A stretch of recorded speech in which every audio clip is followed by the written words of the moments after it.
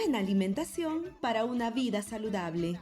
Mana wawayki wañu kanampaq, chaynallataq allin umayuq hispinampaqmi allin mikuykunata hunayki, aswanraq punta kimsa watankama.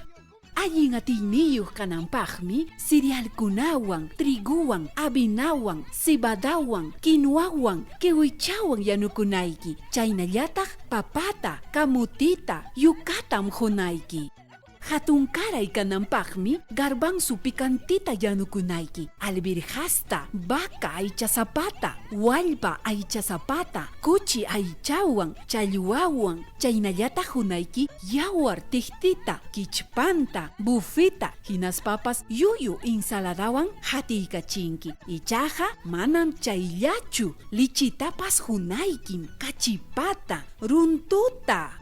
Mana unjuli kananpaqmi yuyukunata, frutakunata hunayki. Chaymi allin kallpasapa kanja. Chay coronavirus unjuywan lajachikunjachu. Chaymantapas achka yakutam hunayki.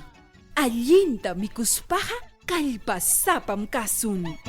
Kaytam willachikamun Asociación Servicios Educativos Rurales Manos Unidaspa yanapakuyninwan kay proyecto ukunmanta puni promover el acceso al derecho a la alimentación de las mujeres y sus familias a través de la disponibilidad de alimentos en el escenario de la pandemia del COVID-19 en 4 distritos de la provincia de Cangallo.